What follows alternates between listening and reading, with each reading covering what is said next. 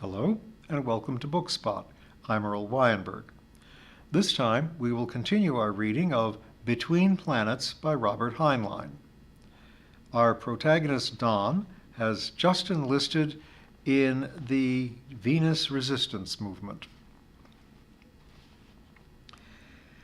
There were many times thereafter that Don regretted having enlisted, but so has every man who ever volunteered for military service. Most of the time he was reasonably content, though he would have denied this sincerely. He acquired considerable talent at the most common of soldiers' pastimes, griping about the war, the weather, the food, the mud, the stupidities of high command. The old soldier can substitute for recreation or even for rest or food this ancient, conventional, and harmless form of literary art. He learned the ways of the guerrilla, to infiltrate without a sound, to strike silently, and to fade back into the dark and the mist before the alarm can be raised. Those who learned it lived. Those who did not died. Don lived. He learned other things, to sleep for 10 minutes when opportunity offered, to come fully and quietly awake at a touch or a sound, to do without sleep for a night, or 2 nights, or even 3. He acquired deep lines around his mouth, lines beyond his ears, and a white puckered scar on his left forearm.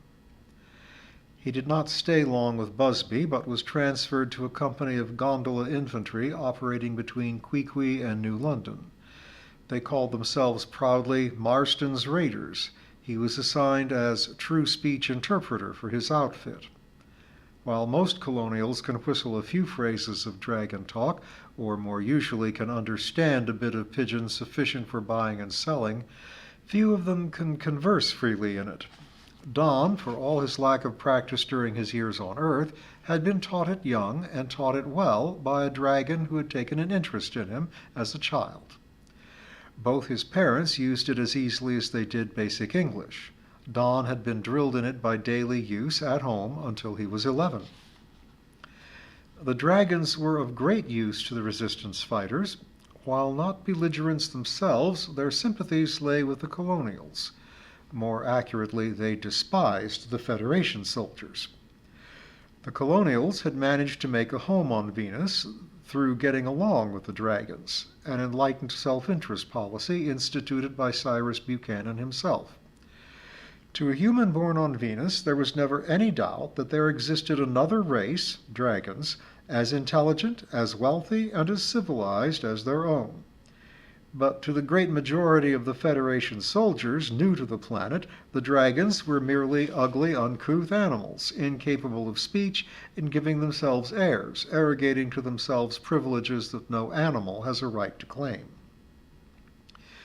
This orientation cut below the conscious level. No general order issued to the Federation troops, no amount of disciplinary action for violations could cope with it.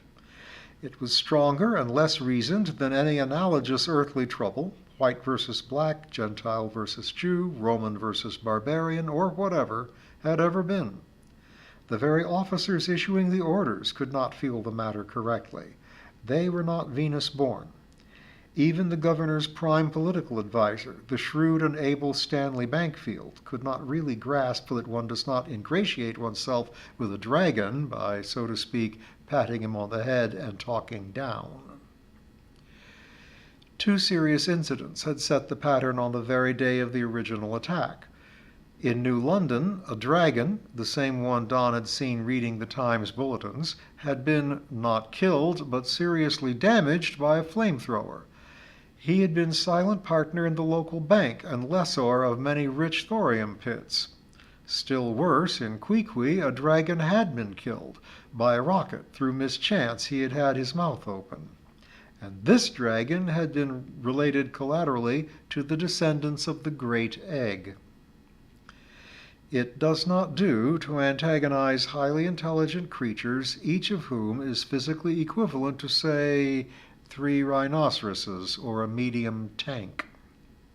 Nevertheless, they were not themselves belligerents, as our convention of warfare is not part of their culture. They work in different ways to their ends. When in the course of his duties Don had to speak to dragons, he sometimes inquired whether or not this particular citizen or the dragon nation knew his friend Sir Isaac, using, of course, Sir Isaac's true name. He found that those who could not claim personal acquaintance at least knew of him. He found, too, that it raised his own prestige to claim acquaintanceship, but he did not attempt to send a message to Sir Isaac. There was no longer any occasion for it. No need to try to wangle a transfer to a high guard that no longer existed. He did try, and try repeatedly, to learn what had happened to Isabel Costello, through refugees, through dragons, and through the increasingly numerous clandestine resistance fighters who could move fairly freely from one side to the other. He never found her. He heard once that she was confined in the prison camp on East Spit. He heard again that she and her father had been deported to Earth. Neither rumor could be confirmed. He suspected, with a dull, sick feeling inside, that she had been killed in the original attack. He was grieved about Isabel herself, not about the ring that he had left with her. He had tried to guess what it could possibly be about the ring which would cause him to be chased from planet to planet. He could not think of an answer, and concluded that Bankfield, for all his superior airs, had been mistaken. The important thing must have been the wrapping paper, but the IBI had been too stupid to figure it out. Then he quit thinking about it at all. The ring was gone, and that was that. As for his parents and Mars, sure, someday, when the war was over and the ships were running again. In the meantime, why let the worry mice gnaw at one's mind? His company was at this time spread out through 4 islands south-southwest of New London. They had been camped there for 3 days, about the longest they had ever stayed in one place. Don, being attached to headquarters, was at the same island as Captain Marsden, and was at the moment stretched out in his hammock, which he had slung between 2 trees in the midst of a clump of broom. The company headquarters runner sought him out and awakened him by standing well clear and giving the hammock rope a sharp tap. Don came instantly awake, a knife in his hand. "Easy," cautioned the runner. "The old man wants to see you." Don made a rhetorical and most ungracious suggestion as to what the captain could do about it, and slid silently to his feet. He stopped to roll up the hammock and stuff it into his pocket. It weighed only 4 ounces and had cost the Federation a nice piece of change on cost-plus contract. Don was very careful with it. Its former owner had not been careful, and now had no further need of it. He gathered up his weapons as well. The company commander was sitting at a field desk under a screen of boughs. Don slid into his presence and waited. Marston looked up and said, "Got a special job for you, Harvey. You move out at once." "Changing the plan?" "No, you won't be on tonight's raid. A high mug-a-mug among the dragons wants palaver. You got to go see him at once." Don thought it over. "Cripes, Skipper, I was looking forward to tonight's scramble. I'll go tomorrow. These people don't care about time. They're patient." "That'll do, soldier. I'm putting you on leave status. According to the dispatch from HQ, you may be gone quite a while." Don looked up sharply. "If I'm ordered to go, I'll go. It's not leave. It's detached duty." "You're a mess hall lawyer at heart, Harvey." "Yes, sir." "Turn in your weapons and take off your insignia. You'll make the first leg of the trip as a jolly farmer boy. Pick up some props from stores. Larson will boat you. That's all." "Yes, sir." Don turned to go, adding, "Good hunting tonight, Skipper." Marston smiled for the first time. "Thanks, Don." The first part of the trip was made through channels so narrow and devious that electronic seeing devices could reach no further than could the bare eye.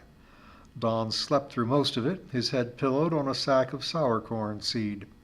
He did not worry about the job ahead. No doubt the officer he was to interpret for, whoever he was, would rendezvous and let him know what he was to do. Early in the next afternoon, they reached the brink of the Great South Sea, and Don was transferred to a crazy wagon, a designation which applied to both boat and crew, a flat jet-propelled saucer 15 feet across, manned by two young extroverts who feared neither man nor mud. The upper works of the boat were covered by a low, polished cone of sheet metal intended to reflect horizontal radar waves upward, or vice versa. It could not protect against that locus in the sky, cone-shaped like the reflector itself, where reflections would bounce straight back to originating stations, but the main dependence was on speed in any case. Don lay flat on the bottom of the boat, clinging to handholds and reflecting on the superior advantages of rocket flight, while the crazy wagon skipped and slid over the surface of the sea. He tried not to think about what would happen if the speeding boat struck a floating log or one of the larger denizens of the water. They covered nearly 300 kilometers in somewhat less than 2 hours. Then the boat skidded and slewed to a stop. "End of the line," called out the downy-cheeked skipper. "Have your baggage checks ready. Women and children use the center escalator." The anti-radar lid lifted. Don stood up on wobbly legs. "Where are we?" "Dragonville by the mud. There's your welcoming committee. Mind your step." Don peered through the mist. There seemed to be several dragons on the shore. He stepped over the side, went into mud to his boot tops, scrambled up to firmer soil. Behind him, the crazy wagon lowered its cover and gunned away at once, going out of sight while still gathering speed. "They might at least have waved," Don muttered, and turned back to the dragons.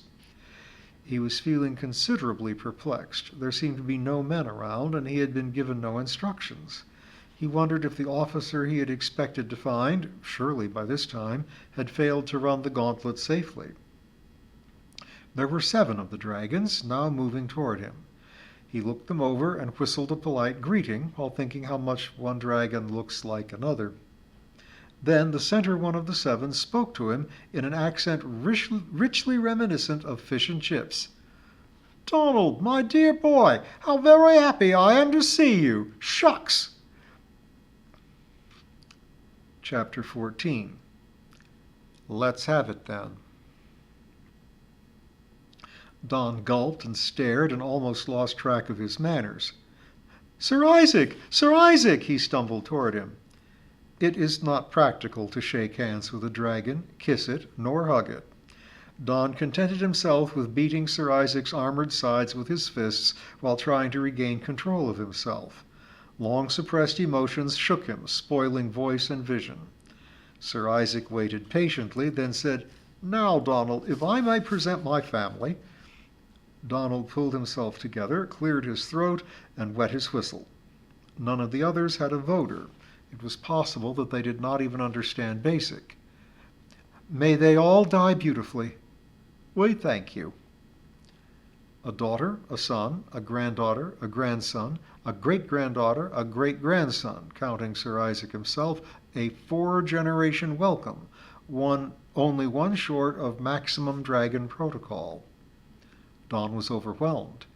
He knew that Sir Isaac was friendly to him, but he decided that this degree of ceremony must be a compliment to his parents. "My father and my mother thank you for all the kindness you do to their egg." "As the first egg, so the last. We are very happy to have you here, Donald." A dragon visitor, honored by an escort, would have made a leisurely progress to the family seat, flanked by the family members. But a dragon's leisurely progress is about twice as fast as a brisk walk for a man. Sir Isaac settled himself down and said, "Suppose you borrow my legs, dear boy. We have considerable distance to go." "Oh, I can walk. Please, I insist." "Well, upsy-daisy then, if I recall the idiom correctly." Don climbed aboard and settled himself just abaft the last pair of eye stalks, which turned around and surveyed him. He found that Sir Isaac had thoughtfully had 2 rings riveted in his neck plates to let him hold on. "All set." "Indeed." The dragon reared himself up again, and they set out, with Don feeling like Toomai of the elephants. They went up a crowded dragon path so old that it was impossible to tell whether it was an engineering feat or a natural conformation. The path paralleled the shore for a mile or so. They passed dragons at work in their watery fields, then the path swung inland. Shortly, in the dry uplands, his party turned out of the traffic into a tunnel. This was definitely art, not nature. It was one of the sort the floor of which slides quietly and rapidly away in the direction one walks, provided the walker is a dragon or weighs as much as a dragon. Their ambling gait was multiplied by a considerable factor. Don could not judge the true speed nor the distance covered. They came at last out into a great hall, large even for dragons. The flowing floor merged into the floor of the hall imperceptibly and stopped. Here were gathered the rest of the tribe, symbolized by the 7 who had met him. But Don was not required then to rack his brain for compliments, but was taken, still in accordance with etiquette, at once to his own chambers to rest and refresh himself. The chambers were merely comfortable by Venarian standards. To Don, of course, they were huge. The wallowing trough in the center of the main room was less than 6 feet deep only at the ramp, and was long enough for him to take several strokes, which he did very soon with great pleasure. The water was as pure as the sea he had just crossed was dirty, and it was, as nearly as he could tell, heated for him to exactly the 98.6 degrees of human blood. He turned over on his back and floated, staring up into the artificial mist that concealed the remote ceiling. This, he thought, was certainly the life. It was the best bath he had had since that dilly of a bath in the caravansary back in New Chicago, how long ago? Don thought with a sudden twinge of nostalgia that his class in school had graduated long since. Growing tired even of such luxury, he climbed out, then took his clothes and scrubbed out ancient dirt as best he could, while wishing for detergent or even the gray homemade soap the farmers used. He paddled around in bare feet, looking for somewhere to hang his wash. In the small, retiring room, he stopped suddenly. Supper was ready.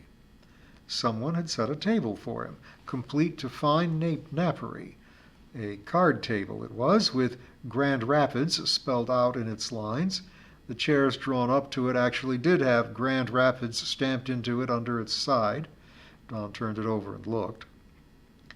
The table had been set in accordance with human customs. True, the soup was in the coffee cup and the soup plate contained the coffee, but Don was in no mood to cavil about such details. They were both hot. So was the sour bread toast and the scrambled eggs, shell eggs if he was a judge.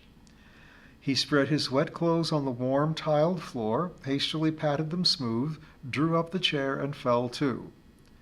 "As you say, Skipper," he muttered, "we never had it so good."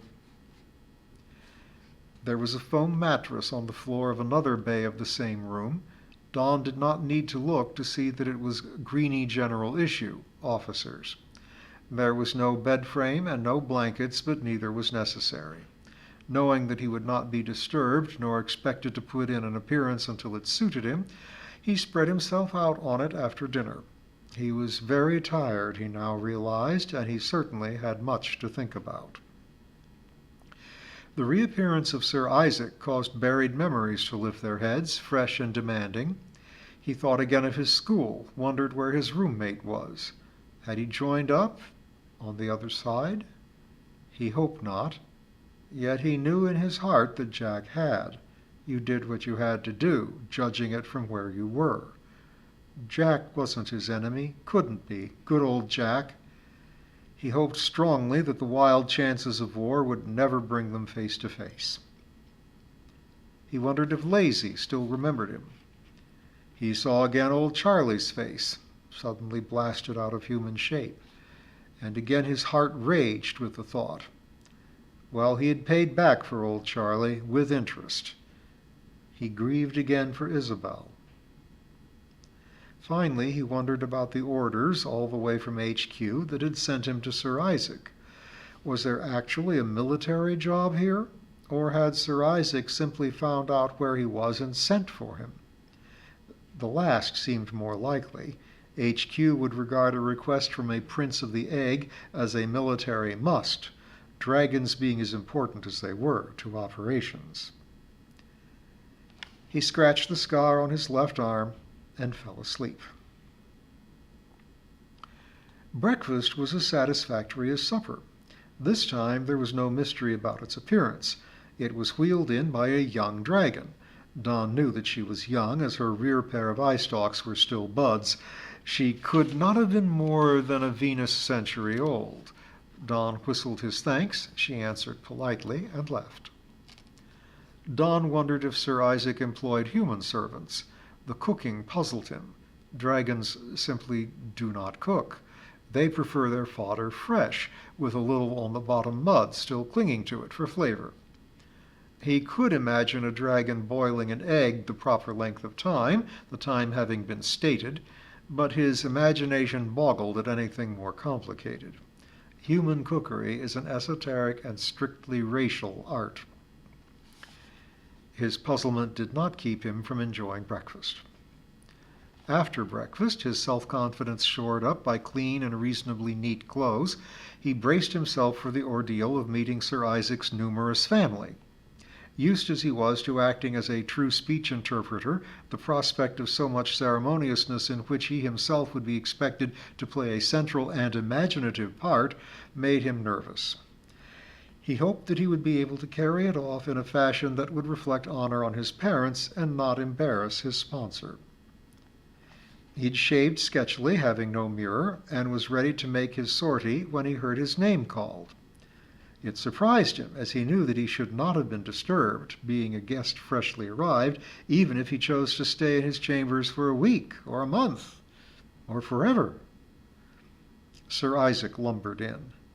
"My dear boy, will you forgive an old man in a hurry for treating you with the informality ordinarily used only with one's own children?" "Why, certainly, Sir Isaac." Don was still puzzled. If Sir Isaac were a dragon in a hurry, he was the first one in history. "If you are refreshed, then please come with me." Don did so, reflecting that they must have had him under observation. Sir Isaac's entrance was too timely. The old dragon led him out of the chamber, down a passage, and into a room which might have been considered cozy by dragon standards. It was less than 100 feet across. Don decided that it must be Sir Isaac's study, as there were roll upon roll of ribbon books stacked on the walls, and the usual sort of rotating bench set at the height of his handling tentacles. Above the racks on one wall was what Don judged to be a mural, but it looked like meaningless daubs to him. The 3 colors in the infrared which dragons see and we do not produced the usual confusion. On second thought, he decided that it might actually be meaningless. Certainly a lot of human art did not seem to mean anything. But the point which he noticed most and wondered about was that the room contained not 1, but 2 chairs meant for humans. Sir Isaac invited him to sit down. Don did so and found that the chair was of the best powered furniture. It felt out his size and shape and conformed to it. He found out at once for whom the other terrestrial chair was intended. A man strode in, 50-ish, lean and hard in the belly, wiry gray hair around a bald pate. He had an abrupt manner and gave the impression that his orders were always obeyed. "Morning, gentlemen." He turned to Don. "You're Don Harvey. My name's Phipps, Montgomery Phipps." He spoke as if that were sufficient explanation. "You've grown some. Last time I saw you, I walloped your britches for biting my thumb." Don felt put off by the man's top sergeant air. He supposed that it was some acquaintance of his parents whom he had met in the dim reaches of childhood, but he could not place him. "Did I have reason to bite it?" he asked. "Eh?" The man suddenly gave a barking laugh. "I suppose that is a matter of opinion. But we were even. I spanked you properly." He turned to Sir Isaac. "Is Maltha going to be here?" "He told me he would make the effort. He should be along shortly." Phipps threw himself in the other chair and drummed on the arms of it. "Well, I suppose we must wait, though I don't see the need of his attending. There has been too much delay now already. We should have had this meeting last night." Sir Isaac managed to drag a shocked tone out of his voter. "Last night? With a new guest newly arrived?" Phipps shrugged. "Never mind." He turned back to Don. "How did you like your dinner, son?" "Very much." My wife cooked it. She's busy in the lab now, but you'll meet her later. Top-flight chemist, in or out of the kitchen." "I'd like to thank her," Don said sincerely. "Did you say lab?" Yes, quite a place.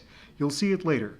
"Eh? Yes, quite a place. You'll see it later. Some of the best talent on Venus here. The Federation's loss is our gain." The questions that immediately popped into Don's mind were held up. Someone, something, was coming in. Don's eyes widened when he saw that it was a Martian's pram, the self-propelled personal environment without which a Martian cannot live, either on Earth or Venus. The little car wheeled in and joined the circle. The figure inside raised itself to a sitting position with the aid of its powered artificial exoskeleton, tried feebly to spread its pseudo-wings, and spoke, its thin, tired voice amplified through a speaking system. "Maltha Dathon greets you, my friends." Phipps stood up. "Maltha, old boy, you should be back in your tank. You'll kill yourself exerting like this." "I shall live as long as necessary." "Here's the Harvey kid. Looks like his old man, doesn't he?" Sir Isaac, shocked by such casualness, intervened with formal introduction. Don tried feverishly to recall more than 2 words of High Martian, gave up, and let it go with, "I'm glad to know you, sir." "The honor is mine," answered the tired voice. "A tall father casts a long shadow." Don wondered what to answer while reflecting that the rowdy lack of manners of the move-overs had its points. Phipps broke in with, "Well, let's get down to business before Maltha wears himself out. Sir Isaac?" "Very well. Donald, you know you are welcome in my house." "Why, yes, Sir Isaac. Thank you." "You know that I urged you to visit me before I knew aught of you but your parentage and your own good spirit."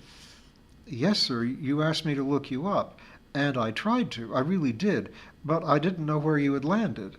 I was just getting organized to do a little detective work on it when the greenies landed. I'm sorry." Don felt vaguely uncomfortable, knowing that he had put the matter off until he had a favor to ask. "Oh, I tried to find you, Donald, and was caught by the same mischance. Most recently, by rumors that are carried on the mist, did I discover where you were and what you were doing." Sir Isaac paused as if he found the choice of words difficult. "Knowing this house is yours, knowing that you were welcome in any case, can you forgive me when you discover you were summoned also for a most practical reason?" Don decided that this called for true speech. "How can the eyes offend the tail, or father offend son? What can I do to help, Sir Isaac? I had already gathered that something was up." "How shall I begin? Should I speak of your Cyrus Buchanan, who died far from his people, yet died happily since he had made us his people too? Or should I speak of the strange and complicated customs of your own people, wherein you sometimes, or so it appears to us, cause the jaw to bite its own leg? Or should I discuss directly the events that have happened here since first you and I shared mud in the sky?" Phipps stirred uneasily. "Let me handle it. Remember that this young man and I are the same race. We won't have to beat around the bush. I can put it up to him in 2 words. It isn't complicated." Sir Isaac lowered his massive head. "As you wish, my friend." Phipps turned to Don. "Young fella, you didn't know it, but when your parents called you home to Mars, you were a courier with a message." Don looked at him sharply. "But I did know it." His mind raced ahead, adjusting himself to the new circumstances. "You did? Well, that's fine. Let's have it then." "Have what?" "The ring. The ring, of course. Give it to us." "Oh, that ring." We'll find out a lot more about the ring next time.